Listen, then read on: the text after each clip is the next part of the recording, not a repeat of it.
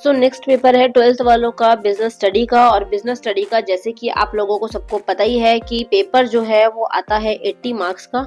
और 80 मार्क्स के साथ साथ आपको कौन सी चीज का ध्यान रखना होता है कि टाइम आपको मिलता है 3 आवर्स का, जो कि नॉर्मल है, ठीक है। और पेपर बहुत इजी आता है, सिर्फ जस्ट आप लोगों को कॉन्सेप्ट्स पता होने चाहिए, आप आराम से पेपर को लिख सकते हैं। बहुत सारे कॉन्सेप्ट जो है वो एज इट इज उठ के आ जाते हैं, ठीक है। तो कौन सी चीजों का ध्यान रखना है, किस टाइप के क्वेश्चंस आएंगे, लेवल किस टाइप का हो सकता है, और इसी से मिलते जुलते क्वेश्चंस आएंगे जो मैं आप लोगों को शेयर करने वाली हूँ। ओके, ये देखिए, ये आपके एमसीक्यूज हैं। शुरू में आप लोगों को एमसीक्यूज अगर मैं बोलूँ तो 1 से 20 तक आप लोगों का एमसीक्यू का लेवल रहेगा। तो आप लोगों को एमसीक्यूज जो है वो किस टाइप से रहने वाले हैं ये देख सकते हैं आप लोग, ठीक है। इसके अंदर आप लोगों के क्वेश्चन जो है वो इस तरीके के भी हो सकते हैं, मैचिंग वे में भी हो सकते हैं, ट्रू फॉल्स वे में भी हो सकते हैं। ओके, अगर क्वेश्चंस में वैसे नॉर्मली देखूं तो टोटल आपको 34 क्वेश्चंस दिखेंगे, ठीक है, जिसके अंदर सारे के सारे क्वेश्चंस जो है वो कंपल्सरी होंगे, बीच में और में चॉइसेस भी होंगी। शुरू के क्वेश्चंस जो है वो 3 मार्क्स वाले क्वेश्चंस जो है वो आपको 50 to 75%, मतलब 3 मार्क्स का क्वेश्चन में आपको 3-4 लाइनें तो लिखनी ही है। 4 नंबर वाले क्वेश्चन में आपको 5 लाइनें मिनिमम लिखी, और 6 नंबर वाले में क्वेश्चन में आपको 7 लाइन मैक्सिमम मिनिमम लिखनी ही है, तब जाके आपको मार्क्स दिए जाते हैं, ठीक है। ये देखिए, यहाँ से आपका एमसीक्यूज का लेवल स्टार्ट हो जाता है। और इनको आप देख लीजिएगा किस टाइप के क्वेश्चंस आपसे पूछे गए हैं। कॉस्ट वगैरह के बारे में आपको अच्छे से पढ़ लेना है, ठीक है। और अलग अलग टाइप के जो इसके अंदर चीजें देखने के लिए मिलेंगी, जो हम आगे भी डिस्कस करेंगे ही। असर्शन रीजन के क्वेश्चंस भी आपको देखने के लिए मिलेंगे। तो आप वीडियो को स्लो करके क्वेश्चंस के टाइप देख लीजिएगा, किस टाइप के क्वेश्चंस आपको देखने के लिए मिल सकते हैं। ओके, डिफरेंट राइट्स हैं वो चीजें देखने के लिए मिल जाएंगी। और ये देखिए, इस टाइप के क्वेश्चंस हो गए, ठीक है। असर्शन रीजन के क्वेश्चंस हो गए। असर्शन रीजन की ट्रिक मैंने बहुत बार बता रखी है। ये आगे राइट हो गए, आप तो को राइट सारे पढ़ लेने हैं कि कौन कौन से होते हैं। राइट टू सेफ्टी, सुरक्षा का अधिकार है, सुनवाई का अधिकार है, ठीक है, इन्फॉर्म का अधिकार है, और सीख रिड्रेसल का अधिकार है। तो मतलब ये सारी की सारी चीजें आपको थोड़ी सी बस ध्यान रख लेनी है कि ये क्या क्या चीजें होती है। ओके, क्योंकि आगे जाके इसमें से आप फंस सकते हैं। ओके, सूचना देने का अधिकार, सूचित होने का अधिकार है वो, ठीक है ना, सुरक्षा का अधिकार है। तो डिफरेंट डिफरेंट टाइप के राइट्स हैं और नॉर्मल चीजें हैं, तो आपको इनको देख लेना है। उसके बाद अगर हम देखें तो ये देखिए, यहाँ पर आप लोगों को ऑर्गेनाइज जो है वो उसके चरण दे रखे हैं। तो इसको आपको देखना है कि ये किस किस टाइप से जो है आगे आगे किसी चीज को ऑर्गेनाइज कर रहे हैं, तो कौन कौन से स्टेप किए जाते हैं फॉलो, ठीक है, इस टाइप के क्वेश्चंस। उसके बाद में नीचे दिए गए चित्र में पैकेजिंग के स्तर हैं, तो उसके बारे में पैकेजिंग का बताना है कि फर्स्ट लेवल है, सेकंड लेवल है, सेकंड थर्ड लेवल है, तो कौन से टाइप का है ये। ओके, ये देखिए, इस टाइप के आगे क्वेश्चन आते हैं। ऑर्गेनाइजिंग के फंक्शंस ऑफ मैनेजमेंट जो है वो, ऑर्गेनाइजिंग के करेक्ट स्टेप्स क्या होते हैं, सीक्वेंस क्या होता है, ठीक है। ये देखिए, पैकेजिंग का लेवल आ जाता है, प्राइमरी लेवल है, सेकेंडरी लेवल है, तो लेवल्स वगैरह आपको पढ़ लेने हैं अच्छे से। बच्चा, जो ये आपको पेपर करवाती हूँ ना, इसका मतलब ये नहीं होता कि एज इट इज यही पेपर उठ के आ जाता है। बहुत सारा 90% जो कॉन्सेप्ट्स हैं वो सेम रहते हैं। जैसे बच्चे कमेंट भी करते हैं कि मैम ये तो पेपर आया नहीं है, ये तो पेपर है ही नहीं जो भी आएगा। तो ऐसा नहीं होता कि एज इट इज पेपर आ जाए, सेम टू सेम कॉन्सेप्ट देखने को मिलते हैं, सेम टू सेम कई बार क्वेश्चन रिपीटिंग देखने के लिए मिल जाते हैं, तो वो आपको थोड़ा सा ध्यान रखना होता है।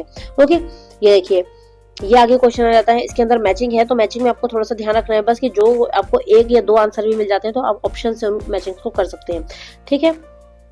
ये देखिए, ये आगे क्वेश्चंस हो जाते हैं। ये आप लोगों के क्वेश्चंस जो है वो हो गए। ये मैचिंग वाला क्वेश्चन हो गया। Then 10th question, 11th question. जो एमसीक्यूज आपसे फिल हो सकेंगे, जो एमसीक्यूज आप कर पाएंगे जल्दी, उन्हीं को करिएगा। 1 मिनट से ज्यादा टाइम एक क्वेश्चन पे आपको नहीं देना है, ठीक है, जो बड़े बड़े पढ़ने वाले क्वेश्चन है। बाकियों पर तो हार्डली आपको 10 सेकंड ही लगेगा, क्योंकि एमसीक्यूज का लेवल रहता है वो।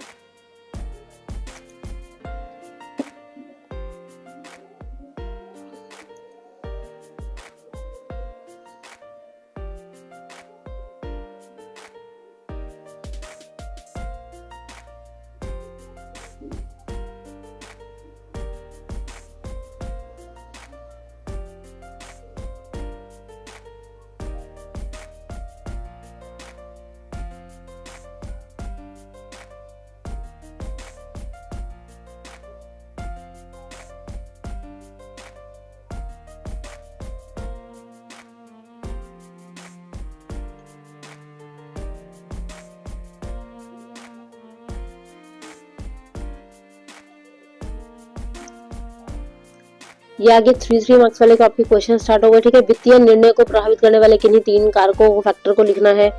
अगर इन्हीं में आगे हम इंग्लिश में देख लेते हैं, तो ये देखिए, इंग्लिश में आपको इस टाइप के क्वेश्चंस देखने को मिल जाएंगे आगे। 3 factors affecting the financial decision, 3 protective function of Securities and Exchange Board of India। इस टाइप के क्वेश्चंस, ये टॉपिक्स आपको अच्छे से कर लेने हैं। इनसे मिलते जुलते क्वेश्चंस जो आपको वैसे ही देखने को मिलेंगे ही, जो मैनेजमेंट बॉडीज होती हैं, फाइनेंशियल बॉडीज होती हैं, उनसे रिलेटेड। ओके, लोकतांत्रिक नेतृत्व शैली को समझाना है। एक बुद्धिमान प्रबंधक को संप्रेषण के अनौपचारिक माध्यमों के सकारात्मक पहलुओं का उपयोग करना चाहिए तथा इस माध्यम के नकारात्मक पहलुओं को कम उपयोग करना चाहिए। इसमें से पूछा गया है कि इसमें पहलुओं को बताना है, नकारात्मक क्या है, सकारात्मक क्या है, वो चीजें हैं। तो कुछ क्वेश्चन होंगे ऐसे जो आप ओन वर्डिंग भी आपके लिए आएंगे कि ओन वर्ड उसको लिखो। ठीक है, ये देखिए बड़े बड़े आंसर्स, ये जो क्वेश्चन है इनको देखिए घबराना नहीं है। अगर आपको कॉन्सेप्ट्स आते हैं तो आप कर लेंगे। ठीक है, democratic style of leadership, leadership के ऊपर क्वेश्चन बना हुआ है। ओके,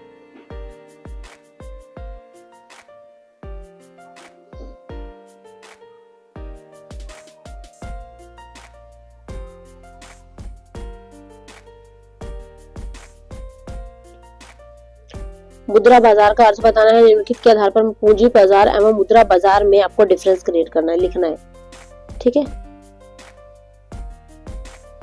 ये इस टाइप के क्वेश्चन आपको बड़े बड़े जरूर मिलेंगे, क्योंकि आपको इनके अंदर से क्वेश्चन पूछेंगे कि उसकी रिस्पॉन्सिबिलिटी क्या बनती थी वो लिखिए, उसके क्या राइट्स उस टाइम पर बन सकते थे वो लिखिए। तो अगर आपको कॉन्सेप्ट की नॉलेज है कि हाँ इस कॉन्सेप्ट में ये चीज पूछी गई है, तो आप उस क्वेश्चन को अच्छे से कर सकते हैं। अदरवाइज इनमें चीटिंग नहीं हो सकती अगर आप डिपेंड हो कि हाँ मैं चीटिंग कर दूंगा, क्योंकि खुद का दिमाग चलाना पड़ेगा इन टाइप के कॉन्सेप्ट्स में आपको। ओके, इसलिए कॉन्सेप्ट्स करना बहुत ज्यादा जरूरी है।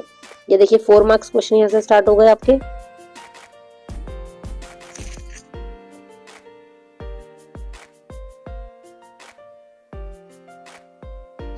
Four financial incentives used to motivate employees. ये देखिए 4 features of motivation as an element of directing function of management. तो ये भी आप देख सकते हैं। ठीक है, फिर आगे जो है ये आ जाता है आपके पास